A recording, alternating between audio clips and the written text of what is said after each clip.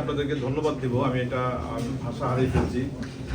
আপনাদের যে ভালোবাসা, যে বক্তব্য যা শুনেছি এবং বিশেষ করে উপস্থিতি, এত কঠিন একটা কর্মযুদ্ধে, জীবনযুদ্ধে আপনারা লড়াই করছেন, সেখানে এইভাবে আমার জন্য একজন অগণ্য ব্যক্তির জন্য এতক্ষণ বসে আছেন আপনারা এবং আপনাদের বক্তব্যের মাধ্যমে যে বক্তব্য দিয়েছেন, আমি কৃতজ্ঞতা জানাচ্ছি। তবে একটা কথা অনেকে হয়তো আপনারা আমাকে ভালোবেসে কেউ বলেছেন যে আমি হয়তো দলের গুরুত্বপূর্ণ পদে চাই, কেউ বলেছেন হয়তো আমি আগামীতে সংসদ সদস্য হই, আবার অনেকে বলেছেন তার চেয়েও বেশি। যেটা মানে আসলে দলের যে অবস্থা এখন চলছে, দেশের যে অবস্থা, এটা হয়তো আপনারা মন থেকে বলেছেন, কিন্তু আসলে কিন্তু এই সময়টা কিন্তু এইরকম চিন্তা আমাদের ভিতরে নাই।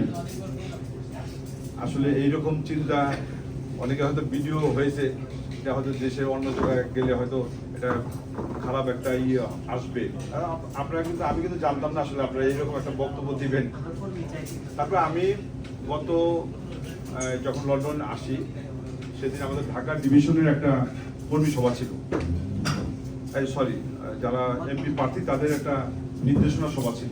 আমাদের ভারপ্রাপ্ত চেয়ারম্যান ওখানে বক্তব্য দিয়েছেন, মাননীয় মহাসচিব বক্তব্য দিয়েছেন, স্থায়ী কমিটির সদস্যরা বক্তব্য দিয়েছেন। ওই হাউজে যা হয়েছে, যেটা আমি যুবদলের মিটিংয়ে বলেছি, যে উনার ভারপ্রাপ্ত চেয়ারম্যান যে আবেগপূর্ণ বক্তব্য দিয়েছেন, দেশের সার্বিক অবস্থা বিবেচনা করে তিনি কিছু কথা বলেছেন। আমি সবার জানা দরকার আর কি, যেহেতু দলকে সবাই ভালোবাসেন, যে তিনি 5ই আগস্টের পর কিন্তু একটা কথা বলেছিলেন যে এইবারের আগামীতে কিন্তু একটা অদৃশ্য শক্তির সাথে আমাদের লড়াই করতে হবে এবং আগামী নির্বাচন হবে অনেক কঠিন। তিনি এই কথাকে কোট করে বলেছেন যে সেই কথা যখন বলতেন তখন অনেকে মনে করতেন যে এটা উনি বেশি বলছেন বা অনেকে হাসাহাসি করেছেন। এই হাউজেই অনেকে আছেন এইভাবে বলছেন যে এই হাউজেই আছেন, অনেকে হাসাহাসি করেছেন, কিন্তু আসলে সত্যি কথা আমি তখন বেশি বলিনি, কমই বলেছিলাম। এবং আজকে আমরা মানে সেদিনকার বক্তব্য ছিল যে 2 দিন আগে থেকে আমি আমার পরিবার বা আমরা সিনিয়র নেতৃবৃন্দ যত দুশ্চিন্তায় আছি যে দেশে যে একটা চক্রান্ত চলছে, পরাজিত শক্তি এবং নব্য যারা বিভিন্ন ধরনের পরিকল্পনা করছে, যে বড় ধরনের বিপর্যয়, গণতান্ত্রিক ব্যবস্থাকে বিপর্যয় ঘটানোর জন্য যে কোনো ধরনের মানে আবার যেন সরকারি দিকে যায়, বড় ধরনের ঘটনা 111 থেকে শুরু করে এরকম ঘটনা ঘটতে পারে।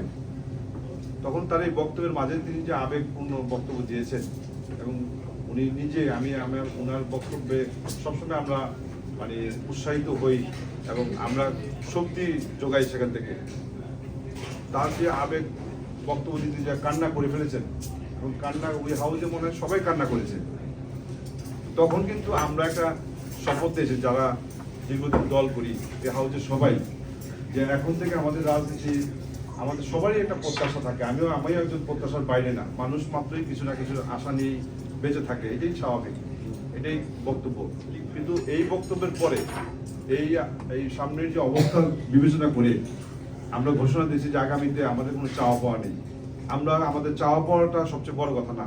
এই অবস্থায় দেশে একটা গণতান্ত্রিক অবস্থা ফিরে আসুক, দেশে একটা মানুষের যে ভোটের অধিকার গত 17 বছর ছিল না, সেই অধিকার ফিরে পাও এবং জাতীয়তাবাদী শক্তি বাংলাদেশে এই মুহূর্তে যে দেশপ্রেমের পরিচয় দিয়ে গত 17 বছর আন্দোলন সংগ্রাম করেছে, সেইটা জাতীয়তাবাদী শক্তি যদি রাষ্ট্রীয় পরিচালনার দায়িত্ব পায় তাহলে দেশের মানুষের মঙ্গল হবে এবং আমরা জাতীয়তাবাদী পরিবারে যারা আছি তারা কিন্তু নিরাপদে থাকবো। তখন আমরা অবশ্যই প্রত্যেকেই নিশ্চয়ই আমরা সামাজিকভাবে হোক, পারিবারিকভাবে হোক, আমরা আমাদের এলাকা ভিত্তিক সবাই কিন্তু আমরা প্রতিষ্ঠিত হব ইনশাআল্লাহ। এই জন্য আমাদের কিন্তু কোনো চাওয়া পাওয়া নেই। আমি গতকালও আমাদের ভারপ্রাপ্ত চেয়ারম্যান আমাকে একজন ক্ষুদ্র কর্মী, আমি এই পর্যন্ত 2বার ওনার সাথে দেখা করার সুযোগ পেয়েছি, গতকাল উনি আমাকে সুযোগ দিয়েছে। আমি তাকে উদ্দেশ্য করে বলেছি যে আমি 5ই আগস্টের পর থেকে আপনার যে বক্তব্য যে গত 17 বছর যে অন্যায় অবিচার হয়েছে, নির্যাতন নিপীড়ন হয়েছে, গুম খুন হয়েছে, বিএনপির রাজনীতি হওয়া ছিল কিন্তু অন্যরকম। এই জায়গায় বিএনপির জায়গায় যদি অন্য কোনো দল থাকতো তাহলে দেশের কি অবস্থা হতো? প্রতিহিংসার রাজনীতি যেটা বলে আমরা মনে করি, বা প্রতিশোধের যে রাজনীতি, সেটা কিন্তু আরো ভয়াবহ আকার ধারণ করতো। কিন্তু আমাদের আগামী দিনের যিনি বাংলাদেশ বিনির্মাণের স্বপ্ন দেখাচ্ছেন জনাব তারেক রহমান, তিনি কিন্তু 5ই আগস্ট থেকে কিন্তু আমাদেরকে সতর্ক করছেন সাধারণ মানুষের জন্য কোনো ক্ষতি না হয়, মানুষের জন্য কোনো আঘাত না হয়। এবং তিনি কিন্তু আজকে তার দলের নেতা কর্মীদেরকেও তিনি কিন্তু যেখানে অন্যায় হচ্ছে তাকে বহিষ্কার করা হচ্ছে। তাকে প্রায় এখান থেকে প্রায় 2 থেকে 3 হাজার, প্রায় 7,000 কর্মী আমাদের বহিষ্কার করা হয়েছে। এটা কিন্তু অন্য কোনো দলের পক্ষে সম্ভব ছিল না। আমি তাকে বলেছি যে আমি একজন কর্মী হিসেবে আপনার 5ই আগস্টের পর আপনাকে ফলো করেছি, আপনাকে আদর্শ হিসেবে নিয়েছি।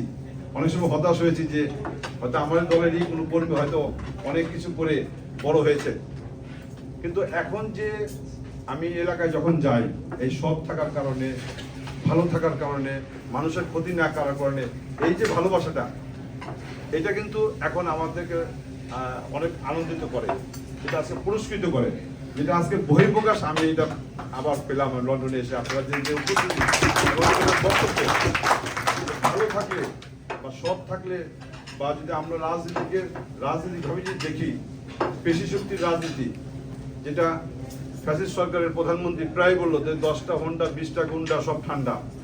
এই যে রাজনীতি, এই যে পলিসি, একটা খুনের বলতে 10টা খুন করতে হবে, এই যে রাজনীতি, এটা কিন্তু রাজনীতি না।